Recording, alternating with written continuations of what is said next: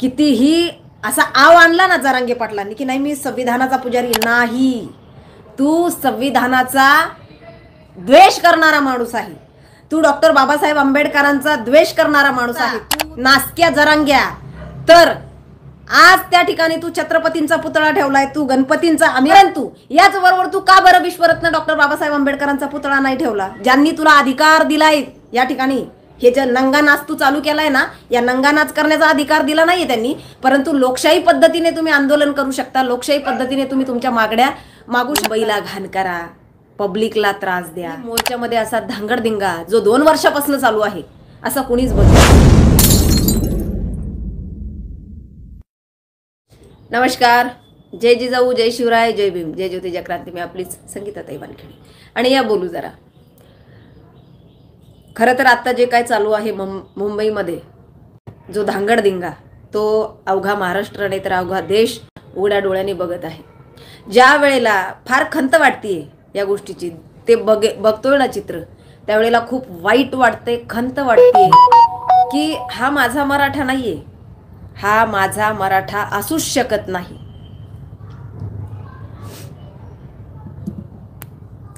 ज्या वेळेला मराठा क्रांती मोर्चाची सुरुवात झाली त्यावेळेला अखंड देशाने नाही तर अखंड जगाने शांततेचा आणि समतेचा संदेश मराठ्यांनी त्यांना दिलाय की आंदोलन कसं करावं.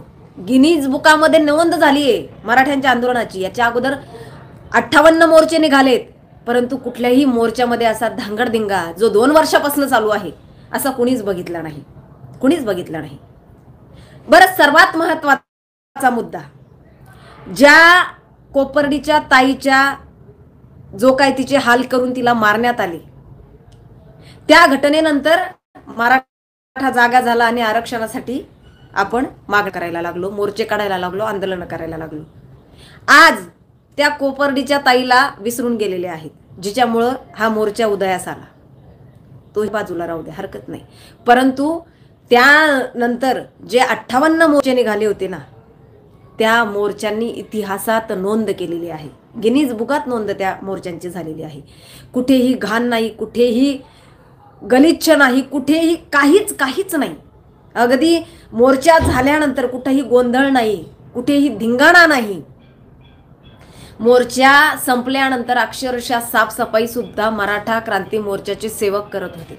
कुठल्याही पोलिसांना त्रास नाही, कुठेही कुणाला दगड फेकून मारला नाही किंवा कुठेही कुणाला अभद्र भाषेमध्ये वाच्यता केली नाही, अजिबात नाही. त्याही वेळेला देवेंद्र फडणवीस यांनी आपल्याला आरक्षण दिलं होतं, परंतु ते कोर्टात ह्या उद्धव ठाकरेचं सरकार आल्यानंतर यांनी टिकवलं नाही. त्याच्यामध्ये देवेंद्र फडणवीस यांचा काही दोष नाही, त्यांनी आपल्याला दिलं होतं, परंतु यांना ते टिकवता आलं नाही. यांच्या सरकारमध्ये यांनी ते जाणून बुजून घालवलं, लक्षच दिलं नाही त्याच्याकडे. आत्ता जे काय चालू आहे 2 वर्षापासून आपण बघतोय, किती धिंगाणा चालू आहे, किती माजवण चाललंय, किती तमाशा चाललाय. हा मराठा आहे? खरंच हा मराठा आहे का? तर माझं उत्तर असेल अजिबात नाही.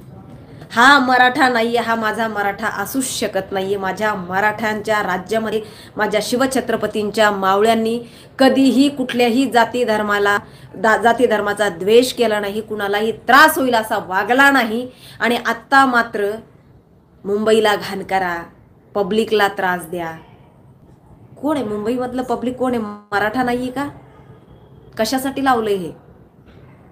काय निष्पन्न होणार आहे याच्यातनं? ह्याचा अभ्यास केलाय का? जे तुम्ही रस्त्यावर हागणं लावलंय, यातनं तुम्ही काय संदेश देणार आहात समाजाला? बरं, रस्त्यावर हागून आणि संविधानात बदल होणार आहेत का? अरे या देशाला संविधान लागू आहे.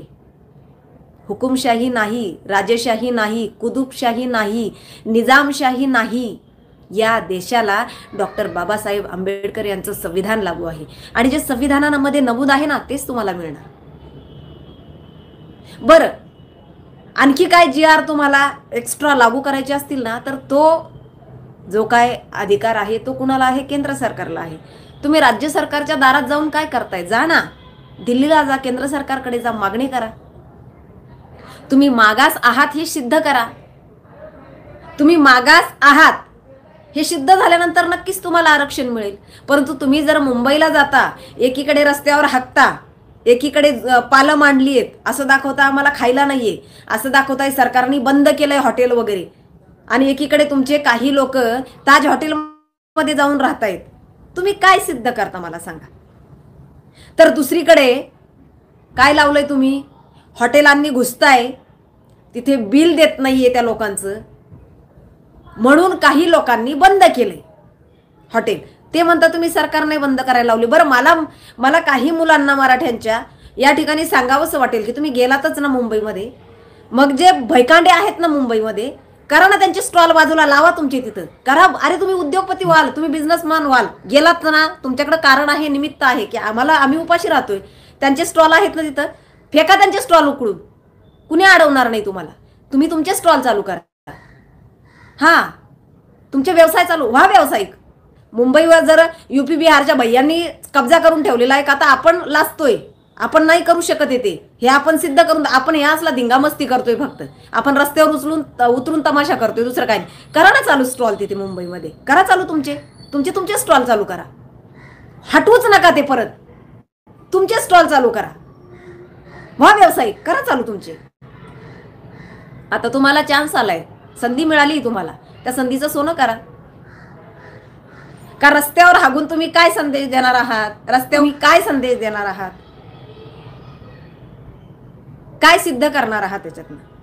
वारंवार सांगते, या देशाला डॉक्टर बाबासाहेब आंबेडकर यांचं संविधान लागू आहे, आणि त्या संविधानामध्ये जी तरतूद आहे, त्या संविधानामध्ये जे काही आखणी करून दिलेली आहे, त्या आखणीनुसारच आपल्याला आरक्षण मिळणार, किंवा आपल्याला त्या आखणीनुसारच आपल्याला जे काही मिळायचं आहे ते मिळणार, आखणीच्या बाहेर नाही.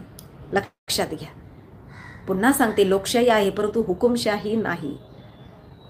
लोकशाही आहे ती संविधानाने, जे संविधानामध्ये लिहिलेलं आहे त्यानुसार आपल्याला लोकशाही आहे. आपल्याला आंदोलन करण्याची लोकशाही आहे, आपल्याला आपलं अभिव्यक्ती स्वातंत्र्य आहे, आपलं मत मांडण्याची लोकशाही आहे, आपल्याला कुणाला निवडून द्यायचं त्याची लोकशाही आहे. परंतु आपण कसं वागावं आणि कसं जगावं हे मात्र संविधानामध्ये लिहिलेलं आहे, त्यानुसारच आपल्याला जगावं लागेल, त्यानुसारच आपल्याला वागावं लागेल. लक्षात ठेवा, हे मान्यच करावं लागेल तुम्हाला. तुम्ही कितीही असा आव आणला ना जरांगे पाटलांनी की नाही मी संविधानाचा पुजारी नाही, तू संविधानाचा द्वेष करणारा माणूस आहे, तू डॉक्टर बाबासाहेब आंबेडकरांचा द्वेष करणारा माणूस आहे, तू त्यांच्या संविधानाचा आदर करत नाहीये, तू त्यांचा आदर करत नाहीये.